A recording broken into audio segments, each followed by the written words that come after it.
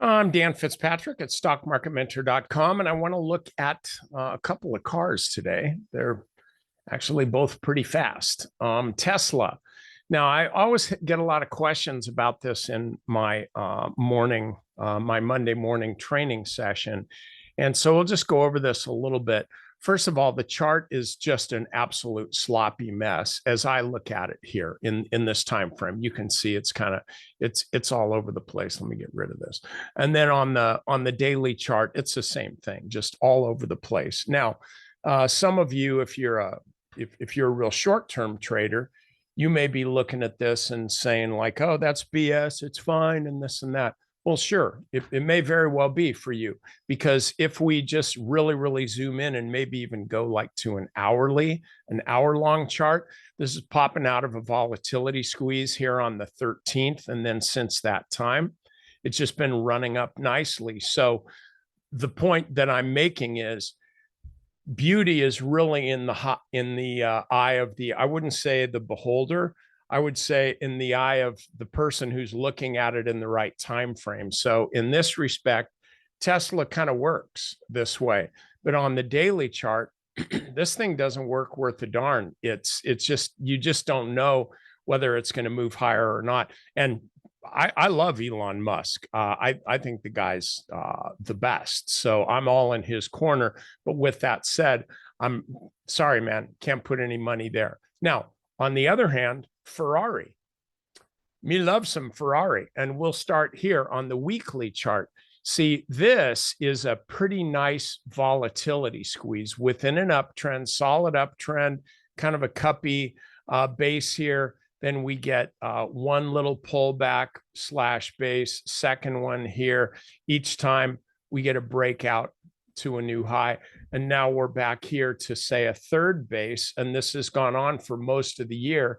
And then finally, just last week, we get this breakout. So on this time frame, I look at this stock and I just want to buy it right now and maybe put a stop down here a little bit below $400. That's a little bit loose.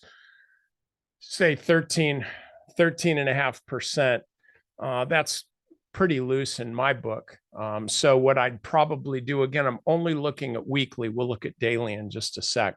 But what I'd probably do instead, if I'm just trading off the weekly chart, is I would say, okay, where's the middle Bollinger Band? That's really what I care about. And we'll say it's around 421. We'll say 422.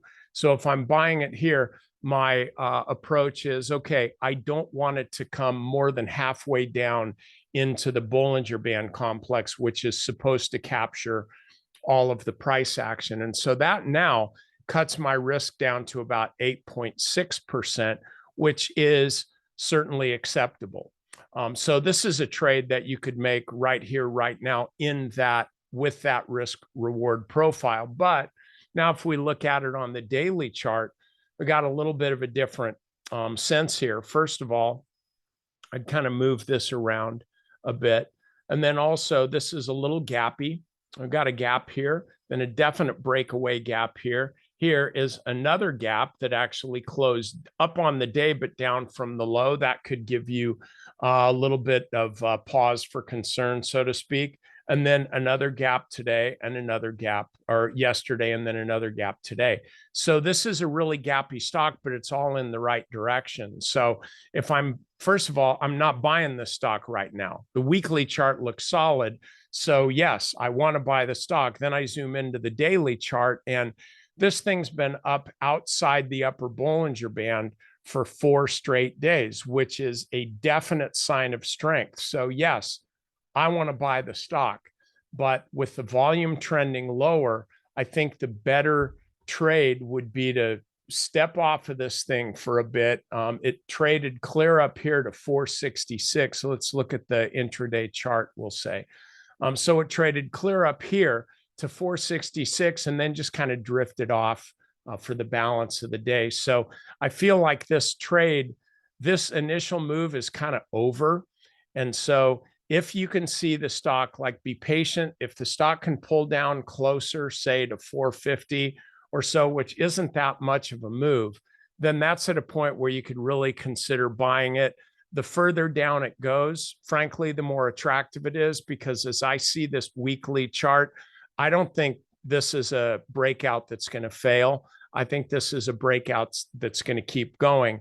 The only question is, where are you going to be able to get in here? Okay. So look, that's all I got for you. Members, I did a long training session today. I did spend some time showing you how I'm doing a covered strangle on NVDL, which is the top 10. It's actually holding down number 1 through 10 in Fitzpatrick's top 10 hit parade. This has been a monster stock and continues to be. So go to the training session today and I'll show you how I'm doing covered strangles on this. So it's really, really crushing it in terms of performance. So definitely get over there. Okay. All right. That's all I got. Oh, except for I'm going to teach people about tracking trades and show you a new system that I have tomorrow at 5 o'clock Eastern. So definitely check that out. You can go to the website. I think if you're seeing this, you're probably going to get an email on it. I don't really handle that kind of stuff, but trust me, you'll know about it. Definitely want you to show up because I've got a couple specials that I'll be offering you.